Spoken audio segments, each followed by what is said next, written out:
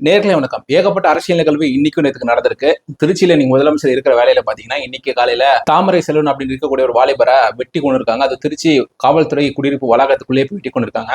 அது மட்டும் இல்லாம பாத்தீங்கன்னா, அதிமுக, பாஜக, திமுக எல்லாமே சேர்ந்து அது தாவேக்காவை விமர்சிக்க ஆரம்பிச்சிருக்காங்க. அதை பத்தி 2 விஷயங்களை பத்தி முழுக்க முழுக்க இந்த வீடியோல பார்த்தரலாம். திருச்சியில பாத்தீங்கன்னா, தாமரை செல்வன் அப்படி இருக்கக்கூடிய ஒரு நபரை பாத்தீங்கன்னா 5 பேரு அவங்கள காலைல வெட்ட ஆரம்பிச்சிருக்காங்க. அவர் துரத்திட்டு போக ஆரம்பிச்சிருக்காங்க. துரத்திட்டு போனவங்க பாத்தீங்கன்னா ரொம்ப தூரம் துரத்திட்டே போறாங்க. அவரோட உயிருக்கு பயந்து போலீஸ் குடியிருப்பு வளாகம் பாக்குறாரு, போலீஸ் குவார்டர்ஸ் பாக்குறாரு. அந்த போலீஸ் குவார்டர்ஸ்குள்ள போய் ஒளிஞ்சுக்கிறாங்க. அவரோட உயிரை காப்பாத்திக்கிறதுக்கு ஒளிஞ்சுக்கிறாரு. ஒளிஞ்சுக்கிட்ட டயத்துல பாத்தீங்கன்னா, அது இப்பதான் சமீபத்தில் கட்டப்பட்டிருக்கக்கூடிய ஒரு குடியிருப்பு வளாகம்னு சொல்றாங்க.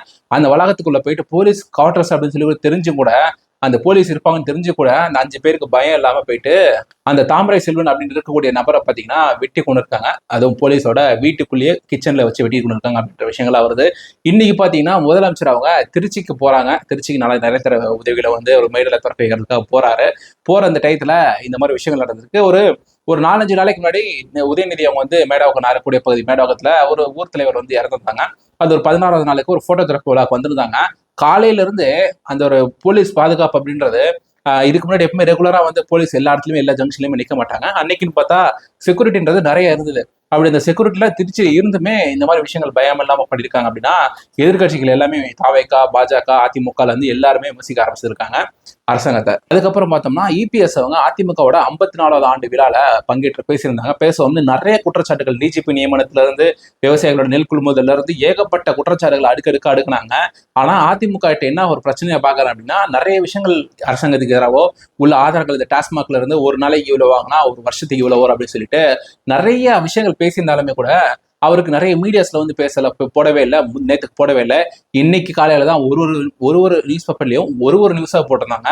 அவர் நிறைய குற்றச்சாட்டுகள் வைக்க இந்த நியூஸ் பேப்பர்ல இந்த பிட்டு, அந்த நியூஸ் பேப்பர்ல இந்த பிட்டு அப்படின்னு சொல்லிட்டு அப்படிதான் ஸ்பிளிட் பண்ணி போட்டனால தவிர அவருக்கு அந்த ஐடி டீம் அப்படின்றது கொஞ்சம் ஸ்ட்ராங்கா இல்லையோ அப்படின்ற மாதிரி தான் இப்ப அந்த விஷயத்துல அவருக்கும் புரிஞ்சிருக்கு, மக்களுக்கு நமக்கும் புரிஞ்சிருக்கு. அதை பத்தி டீகோட் பண்ணி நாளைக்கு ஒரு வீடியோ போடுவோம். தாவேக்காவை அதிமுக, பாஜக, திமுக விமர்சிக்காங்கன்னு சொன்னேன். மத்த இடத்துக்கோ பேசிட்டு இருக்கா அப்படின்னு சொல்லி கேட்டீங்கன்னா, முதல்ல பேசின விஷயம் நாட்டுக்கு தேவை, 2வது எதிர்கட்சி தலைவர் பேசினது நாட்டுக்கு தேவை. இப்ப பாத்தீங்க அப்படின்னா தாவேக்காவை அதிமுக விமர்சனத்துல இருந்து வருவோம். ஃபர்ஸ்ட் உதயநிதி விமர்சித்ததெல்லாம் நீங்க பார்த்திருந்திருப்பீங்க. செயலாளர் வரும்போது கை தட்டி விசில் அடிச்சு கூடி கலையற கூட்டம் கிடையாது. இன்னைக்கு இத்தனை பேரும் இந்த 2 நாள் உட்கார்ந்து இருக்கீங்கன்னா நீங்க யாரையோ பார்க்க வந்த கூட்டம் கிடையாது. இன்னைக்கு அரசியல சில பேர் பேஸ்மெண்டே இல்லாம உள்ள வர முயற்சிக்கிறாங்க. எக்ஸிபிஷன் போவோம், பார்த்திருப்பீங்க. கண்காட்சி வருஷத்துக்கு ஒரு முறை நடக்கும். அங்க போய் பாத்தீங்கன்னா திடீர்னு ஒரு தாஜ்மஹால் மாதிரியே ஒரு செட்டு போட்டிருப்பாங்க, ஐஃபில் டவர் மாதிரி ஒரு செட்டு போட்டிருப்பாங்க. உடனே பெரிய கூட்டம் கூடும். நம்ம ஊருக்கு தாஜ்மஹால் வந்துருச்சுப்பா, நம்ம போய் ஒரு செல்ஃபி எடுத்துப்போம்பா அப்படின்னு இளைஞர்கள் போய் நிச்சயம் போட்டோ எடுக்கத்தான் செய்வாங்க. அவ்வளவு ஆர்வம். தாஜ்மஹால் போட்டோல பார்த்திருக்கோம், நம்ம ஊருக்கே வந்துருச்சுப்பா தாஜ்மஹால். ஐஃபில் டவருக்கு பார்க்க, உண்மையா ஐஃபில் டவர் பார்க்கணும்னா பாரிஸுக்கு போனோம். நம்ம ஊருக்கே வந்துருச்சுப்பா ஐஃபில் டவர். இது தெரியாம பெரிய கூட்டம் கூடத்தான் செய்யும். அதெல்லாம் வெறும் அட்டை. அது ஒரு பேஸ்மெண்ட்டே இல்லாதவங்களா திமுக அழைக்க வராங்க. பாரிஸ்லாம் ஈஃபில் டவர் பாரிஸ் போனதான் பார்க்க முடியும். தாஜ்மஹால் ஆக்ரா போனதான், உத்தரப்பிரதேஷ் போனதான் பார்க்க முடியும் அப்படின்றதெல்லாம் இங்க நம்ம ஊர்ல ஒரு 10-15 வருஷத்துக்கு முன்னாடி இந்த ட்ரெண்ட் இருந்தது. இந்த மாதிரி இந்த நடமாடம் பாரிஸ், தாஜ்மஹால் அப்படின்னு சொல்லிட்டு அங்கங்க போயிட்டு பொருள் காட்சி மாதிரி வைப்பாங்க. அதெல்லாம் போயிட்டு போட்டோ எடுத்துட்டு வரலாம் அப்படின்னு சொல்லிட்டு நேரில் போய் பார்த்துட்டு வரலாம் அப்படின்னு சொல்லிட்டு போவாங்க. அதெல்லாம் அட்டையில தான் செஞ்சுட்டு வைப்பாங்க. அதை வச்சு விமர்சனம் செஞ்சிருந்தாங்க. ஒரு 25-30 வயசுக்கு மேல இருக்கவங்க எல்லாம் அதை பார்த்துருந்துருப்பாங்க. அது புரிஞ்சிருக்கும், டேரக்டா அவங்களுக்கு போயிட்டு புரிஞ்சிருக்கும். ஓகே, விஜய் அவங்கள தான் சொல்றாங்க அப்படின்னு. ஸோ எதை பயன்படுத்தி சொல்றாங்க அப்படின்றது புரிஞ்சிருக்கும். ஆனா அதுக்கு தாவேகா தரப்பு நிறைய விமர்சனங்களை வச்சிருந்தாங்க. அதுக்கப்புறம் பார்த்தோம்னா திமுக விமர்சிக்கிறது பாத்தீங்கன்னா அது தெரிஞ்சுக்க வேண்டிய விஷயம் தான். ஏன்னா திமுக எதிர்த்து தான் கட்சி ஆரம்பிச்சிருக்காங்க. இது வரைக்கும் பேர் குறிப்பிடாம விமர்சிச்சாங்க. இப்படி சந்திக்கின்ற இந்த சூழலில் புதிய புதிய கட்சிகளும் உருவாகி இருக்கிறது. புதிய கட்சிகளும் உருவாகி ஒரு மாய பிம்பத்தை ஏற்படுத்தி வெளியிலே மக்களை சந்திப்பதில்லை, மக்களோடு நேரடியாக தொடர்பு இல்லை. ஏதோ சினிமாவில் நடித்தார்கள், அந்த சினிமாவில் நடித்து வைத்துக் கொண்டு ஒரு பெரிய கட்டமைப்பை உருவாக்கி விட்டதை போல தன்னை முதன்மைப்படுத்திக் கொண்டு அவர்களும் தேர்தல் களத்தில் வருகிறார்கள். இந்த சூழலில் தான் நம்ம இந்த தேர்தலை சந்திக்க இருக்கிறோம். இதில் நாம் விழிப்போடு இருக்க வேண்டும்.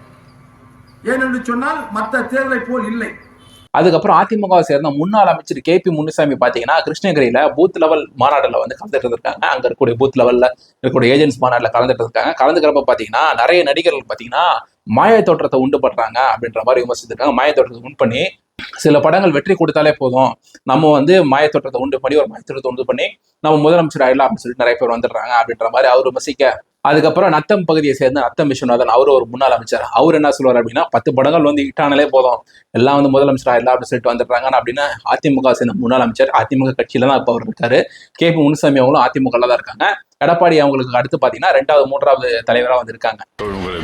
அன்றோட கருத்து அனுபவம் இன்னைக்கு யாரோ இன்றைக்கி நல்லா புரிஞ்சுக்கிட்டு யாரோ இன்னைக்கு புதுசாக கிளம்பியிருக்காங்க. ஏதோ ஒரு 10 படம் ஓடுனாவே நம்மெல்லாம் முதலமைச்சராகிடலாம் அப்படிங்கிறது போல் ஒரு மாய ஒரு எண்ணத்தில் இன்றைக்கு பாவம் அது இந்த அனுபவம் இல்லாதவர்கள் கூட இன்றைக்கு திமுக எதிர்ப்பிலே உறுதியாக இருக்கிறார்கள் என்ற வகையிலே வாழ்த்துக்கலாம். ஆனாலும் அதே இது அந்த அவர்கள் அந்த அளவிற்கு இன்னும் அந்த ஆட்சி பொறுப்பிற்கு வரக்கூடிய அளவிற்கு அவர்களுக்கு பக்குவமும் பட்டறிவும் அல்லது அரசியல் அறிவும் அனுபவமும் இன்னும் பயிற்சி பெற வேண்டும். அதுக்கப்புறம் இன்னொரு முன்னாள் அமைச்சராக இருக்கக்கூடிய TK சென்னையா பாத்தீங்கன்னா அவங்களும் ஒரு விமர்சனம் வைக்க, ஒரு நடிகன் கட்சி ஆரம்பிச்சு அவன் எந்த நேரத்துல சனிக்கிழமைன்னு சொன்னானோ கட்சியில சனிக்கிழமையே அவன் கட்ட முடிஞ்சு போச்சு. அவன் கட்ட கேட்டு இப்போ எங்களுக்கும் திமுக தான் போட்டி என்றான். அப்படி அருமன் எடப்பாடி அவர்கள்லாம் நியாயத்துக்கு பேசுறாங்க. ஆனால் அந்த நன்றி உணர்ச்சி கூட எல்லாம் அவன் சொல்றான், நீ திமுக எனக்கு தான் போட்டி.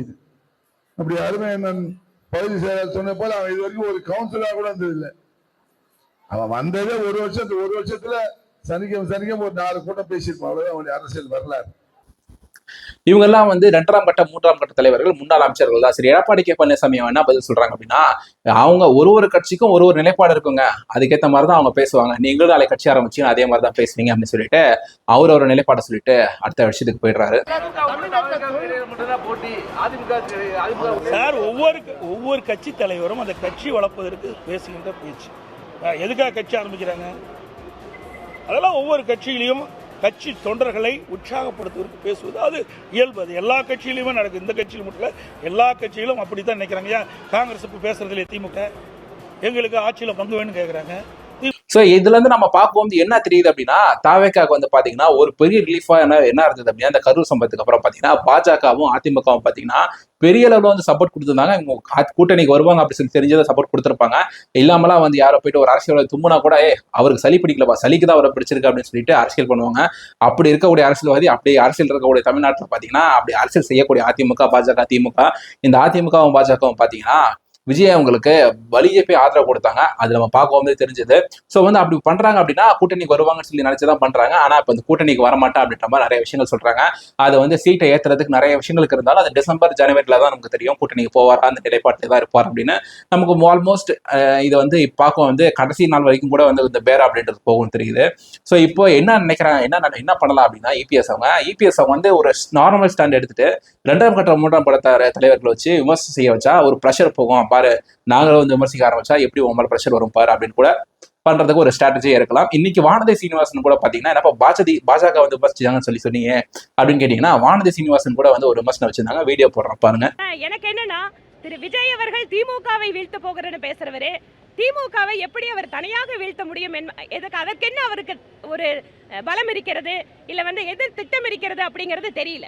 ஏனென்றால் திமுக மாற்றப்பட வேண்டும் என்பதில் யாருக்கும் எந்த மாற்று கருத்தும் கிடையாது. ஆனா அதுல ஒரு ஒன்னா சேருங்கிறாரு, எல்லா பாஷையும் வேற சொல்றாருன்னு சொல்றீங்க. இப்படி அவங்க வானதி சீனிவாசன் பேச இன்னைக்கு நிறைய சமூக வலைதளத்துல வந்து நிறைய கருத்துக்கள் பார்க்க முடியுது.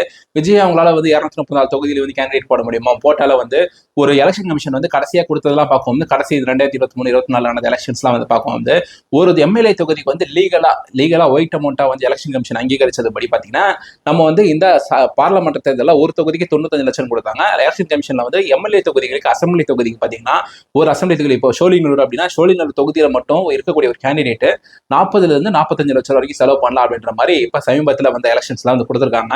ஸோ வந்து எல்லா தொகுதிக்கும் சின்ன தொகுதியா இருந்தாலும் சரி, பெரிய தொகுதியா இருந்தாலும் சரி, ஒரு பொதுவா வந்து ஒரு தொகுதிக்கு 40-45 லட்சம் வரைக்கும் செலவு பண்ணலாம் அப்படின்ற மாதிரி கொடுத்துருக்காங்க. அப்படின்ற மாதிரி தான் இப்ப தமிழ்நாடு அசம்பிளி எலெக்ஷன்ல கூட ஒரு தொகுதிக்கு 50 லட்சம் வரைக்கும் கொடுக்கலாம். ஏன்னா 2025 கொடுத்துருக்காங்க. இப்போ ஒரு வருஷம் கழிச்சு தான் எலெக்ஷன் நடக்க போகுது. ஒரு 50 லட்ச ரூபா வந்து செலவு பண்ணலான்னு வைங்க.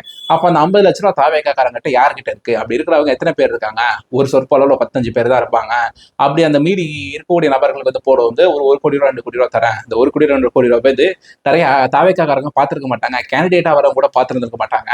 அவன் கேண்டிடேட் லிஸ்டே அவங்க கொடுக்கல. பூத் கமிட்டி லிஸ்டே ஒன்றும் போடல. பூத் கமிட்டியை ஃபுல்லா போடல. தாவேக்கா தரப்புல இருந்து ஒரு 19 மாவட்ட செயலர்கள் போடாம இருக்காங்க. இப்படி இருக்கக்கூடியவங்க வந்து ஃபுல் கேண்டிடேட் போட்டுருவாங்களா அப்படின்ற மாதிரி நிறைய விமர்சனங்கள் வைக்கிறாங்க. இது மாதிரி 1 கோடி 2 கோடின்னு போயிட்டு திமுக பேரம் பேசினாங்கன்னா என்ன பண்றது அப்படின்ற மாதிரி இவங்க வந்து தாவி போயிடுவாங்க. அப்ப விஜய் அவங்க வந்து என்ன பண்ணுவாங்க அப்படின்ற மாதிரி விமர்சனங்களை வைக்கிறாங்க. இதுல வந்து ஒரு விஷயம் என்ன அப்படின்னா, ஒரு பாயிண்ட் நோட் பண்ணிக்கோங்க. என்ன அப்படின்னா, இப்போ ஒரு எலெக்ஷன் கமிஷன் டேட் அறிவிப்பாங்க. இந்த டேட்ல போயிட்டு வேட்புமனு வந்து கொடுக்கணும். வேட்புமனு அப்ரூவ் ஆயிடும். வேட்புமனு திருப்பி வாங்குறதுக்கு ஒரு டேட் கொடுப்பாங்க. திருப்பி வாங்கினதுக்கு அப்புறம் போயிட்டு திமுக நினைச்சாங்க அப்படின்னா ஒரு விஷயமும் பண்ண முடியாது. அந்த கேண்டிடேட் ரிமூவும் பண்ண முடியாது. அதை கேண்டிடேட்டை மாற்றவும் முடியாது அப்படின்றது ஒரு கட்டாயம். எம்ஜிஆர் அவங்களாம் ஒரு பின்காலத்துல போனீங்க அப்படின்னா இந்த சின்னத்துக்கு வாக்கே போடாதீங்க அப்படின்ற அளவுக்குலாம் விஷயங்கள்லாம் கூட நடந்திருக்கு. அதை பத்திலாம் இன்னொரு நாள் வீடியோல பார்ப்போம். ஸோ அப்படின்ற கருத்துக்களே வந்து இப்போ அதிமுக பாஜக வந்து தாவேக்காக ஒரு சின்ன பயன்படுத்துறாங்களோ, நாங்களும் பஸ்ட்டு என்ன ஆகும் அப்படின்ற மாதிரி பயன்படுத்துறாங்களோ அப்படின்ற மாதிரி கருத்துக்களை அந்த சமீப உலகத்தில் பார்க்க முடியுது. ஸோ மக்களாகி நீங்க தமிழகத்தில் இருக்கக்கூடிய சட்ட ஒழுங்கை பத்தி என்ன நினைக்கிறீங்க அப்படின்றத பத்தி கீழே கமெண்ட் செக்ஷன்ல சொல்லுங்க. இன்னொரு வீடியோல பார்ப்போம். பை.